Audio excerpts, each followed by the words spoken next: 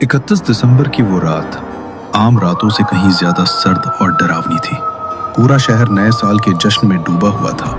आतिशबाजियों की आवाजें दूर से आ रही थीं, लेकिन शहर के बाहरी इलाके में घना कोहरा और सन्नाटा छाया हुआ था।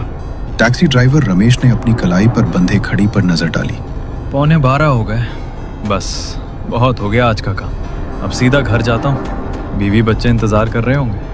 उसने अपनी टैक्सी का इंडिकेटर घर की तरफ मोड़ा ही था कि तभी उसके मोबाइल की स्क्रीन जल उठी। एक नई बुकिंग। रमेश ने नकारने के लिए उंगली बढ़ाई, लेकिन तभी उसकी नजर किराए पर पड़ी। आम दिनों से 3 गुना ज्यादा किराया। स्क्रीन पर एक मोटी रकम चमक रही थी। रमेश का हाथ रुक गया। एक तरफ परिवार के साथ जश्न था और दूसरी तरफ नए साल के लिए कुछ एक्स्ट्रा कमाई। बस ये आखिरी सवारी, फिर सीधा घर। उसने खुद को समझाया और एक्सेप्ट बटन दबा दिया। लोकेशन थी शहर के बाहर, पुराने नदी वाले पुल के पास। वो इलाका दिन में भी वीरान रहता था और आज की रात तो वहां परिंदा भी पर नहीं मार सकता था।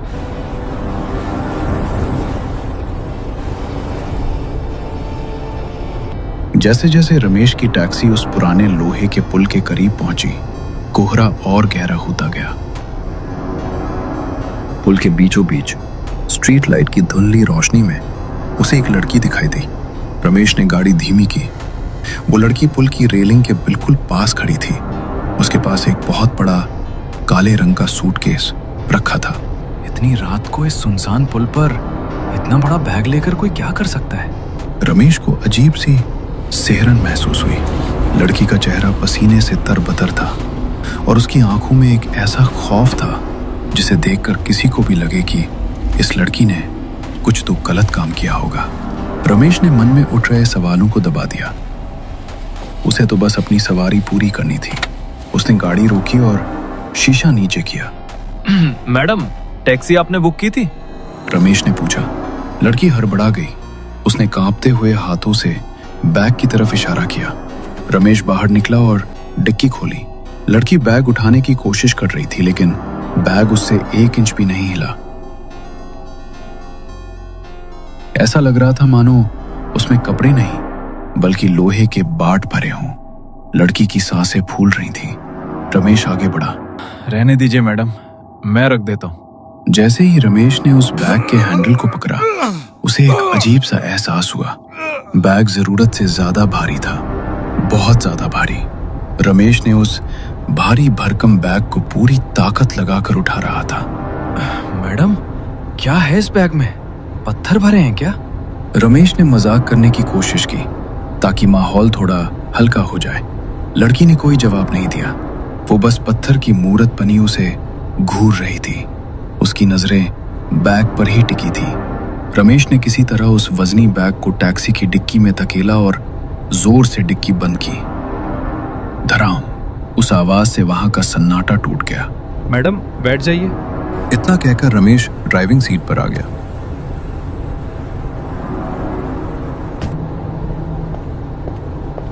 लड़की पिछली सीट पर बैठी।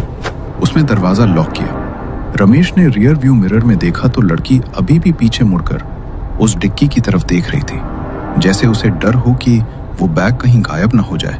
गाड़ी सन्नाटे को चीरती हुई शहर की तरफ बढ़ रही थी। बाहर हल्की बारिश शुरू हो चुकी थी, जिससे माहौल और भी डरावना हो गया था। टैक्सी के अंदर एक अजीब सी भारी खामोशी थी। रमेश बार बार रियर व्यू मिरर में पीछे बैठी उस लड़की को देख रहा था। मैडम, इतनी रात को कहाँ से आ रही हैं आप? मतलब सब ठीक तो है? रमेश ने हिम्मत जुटाकर पूछा। लड़की ने ठंडी आवाज में जवाब दिया। मैं एक पुराने दोस्त से मिलने गई थी, या यूं कहो हिसाब बराबर करने। हिसाब? रमेश चौंका। हाँ, हिसाब। हिसाब? मतलब अगर बुरा ना माने तो किस बात का हिसाब मैडम? लड़की ने खिड़की से बाहर देखते हुए अपनी बात आगे बढ़ाई। मैं एक लड़के से बहुत प्यार करती थी। ओह, तो फिर झगड़ा हो गया क्या? वो कहता था हम भागकर शादी करेंगे। 31 दिसंबर की रात, नया साल, नई जिंदगी। मतलब आज ही की रात? नहीं, पिछले साल 31 दिसंबर की रात, ठीक इसी वक्त। रमेश चौंका। उसने सोचा कि पिछले साल की बात ये औरत आज मुझे क्यों बता रही है, लेकिन उस पर ज्यादा ध्यान न देते हुए उसने पूछा, तो आगे क्या हुआ? उसने मुझे उसी ब्रिज पर बुलाया था जहां से तुमने मुझे आज पिक किया। जब मैं वहां पहुंची तो वहां उसके 2-3 दोस्त भी थे। रमेश चुपचाप सुनता रहा। खूब पार्टी की उन लोगों ने, शराब पी, शोर मचाया और फिर वो लोग चले गए। बाद में वहां सिर्फ मैं थी और वो। लड़की की आवाज अब थोड़ी सख्त हो गई थी। अकेला पाकर उसने मेरा फायदा उठाने की कोशिश की। वो जबरदस्ती करने लगा।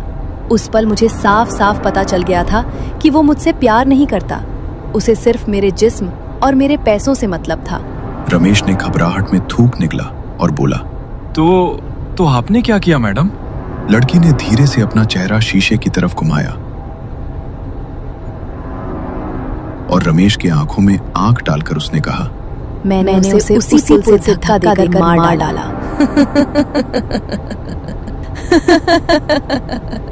रमेश के हाथों से स्टीयरिंग छूटते छूटते बची। उसने जोर से ब्रेक पर पैर रखा लेकिन गाड़ी रोकी नहीं। क्या मार डाला आपने? लड़की अचानक जोर से हंसी। वो हंसी किसी साधारण लड़की की नहीं लग रही थी। वो रमेश की सीट के थोड़ा करीब आई। तुम्हें क्या लगा कि मैं एक गरीब अबला नारी हूँ जो चुपचाप सब सह लेगी?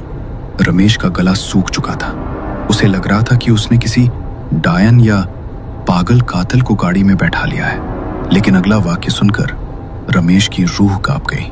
और तुम क्या सोच रहे थे अभी थोड़ी देर पहले? हाँ, सुनसान रात, अकेली लड़की, मजा आ जाएगा। रमेश के माथे पर पसीना बहने लगा। नहीं मैडम, मैं ऐसा कुछ नहीं सोच रहा था, कसम से। मिरर में उस लड़की ने रमेश की आंखों में देखा और जोर जोर से हंसने लगी। क्या यार, तुम भी कितने डरपोक हो। मजाक भी नहीं समझते। उस लड़की की ये बात सुनकर रमेश के जान में जान आ गई। तभी सामने एक पुरानी इमारत का गेट दिखाई दिया। रमेश ने राहत की सांस लेते हुए कहा, गैलेक्सी अपार्टमेंट आ गया मैडम। लड़की नीचे उतरी और डिक्की खोलने लगी। ये बैग बहुत भारी है और मेरा रूममेट भी फोन नहीं उठा रहा। क्या तुम इसे ऊपर 3री मंजिल तक पहुंचाने में मदद करोगे प्लीज? लड़की ने लाचारी से कहा। रमेश मना करना चाहता था लेकिन डर और जल्दी छुटकारा पाने की चाहत में उसने हाँ कर दी। उसने वो भारी बैग जिसमें से अब भी वो अजीब सी बदबू आ रही थी अपने कंधे पर उठाया। उफ, मैडम इसमें क्या भरा है? ऐसा लग रहा है कोई इंसान ले जा रहा हूँ। रमेश ने अनजाने में सच बोल दिया। लड़की ने रमेश की तरफ देखा और कहा, एक और मदद करोगे? मुझे अपने रूममेट को कॉल करना है। मेरा फोन बंद हो गया है। अपना फोन दोगे? रमेश ने झिझकते हुए अपना मोबाइल उसे दे दिया। लड़की थोड़ा दूर गई, किसी से बात की और फोन वापस करते हुए बोली, शुक्रिया, चलो ऊपर चलते हैं। रमेश बैग लेकर 3री मंजिल पर पहुंचा। सीढ़ियां चढ़ते हुए उसका दम फूल गया था। वो एक बंद दरवाजे के पास रुका। बस यही रख दो, लड़की ने कहा। जैसे ही रमेश ने बैग नीचे रखा, उसने देखा कि सीढ़ियों से पुलिस इंस्पेक्टर और 2 हवलदार तेजी से ऊपर आ रहे हैं। रमेश के पैरों तले जमीन खिसक गई। फंस गया, इस लड़की ने मुझे फंसा दिया। अब ये कहेगी कि कत्ल मैंने किया है। रमेश ने घबराकर हाथ ऊपर कर लिए। पुलिस वाले पास आए। रमेश बोलने ही वाला था कि साहब, मेरा कोई कसूर नहीं है। तभी इंस्पेक्टर ने रमेश को नजरअंदाज करते हुए उस फ्लैट का दरवाजा खटखटाया। दरवाजा खुला। सामने एक 25 से 26 साल का लड़का खड़ा था। पुलिस को देखकर उसके चेहरे का रंग उड़ गया। इंस्पेक्टर ने कड़क आवाज में कहा, क्यों बे, सोचा था बच जाएगा? सिपाही ने उस भारी बैग की चेन खोली। रमेश की नजर बैग के अंदर गई और उसकी चीख निकल गई। बैग के अंदर उसी लड़की की लाश थी जो अभी रमेश के साथ टैक्सी में आई थी। उसका शरीर नीला पड़ चुका था और गले पर निशान थे। रमेश ने हड़बड़ाकर पीछे देखा। वो लड़की वहां नहीं थी। इंस्पेक्टर ने उस लड़के को हथकड़ी लगाते हुए रमेश से कहा, शुक्रिया दोस्त, अगर तुम सही समय पे अपने फोन से पुलिस कंट्रोल रूम में कॉल करके लोकेशन नहीं बताते तो ये सीरियल किलर इस लाश को भी गायब कर देता। ये अब तक 4 लड़कियों को मार चुका है। रमेश सन्न रह गया। कॉल? साहब मैंने कॉल नहीं की, वो तो उस लड़की ने। तब रमेश को याद आया, उस लड़की ने उसका फोन मांगा था। उसने रूममेट को नहीं बल्कि पुलिस को फोन किया था। अपनी ही लाश बरामद करवाने के लिए। पुलिस मुजरिम और लाश को लेकर नीचे चली गई। रमेश बदहवास सा वहां खड़ा रहा। कांपते पैरों से वो नीचे आया और अपनी टैक्सी में बैठा।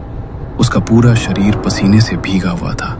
उसने इंजन स्टार्ट किया और वहां से भागने ही वाला था कि तभी उसकी नजर फिर से रियर व्यू मिरर पर पड़ी।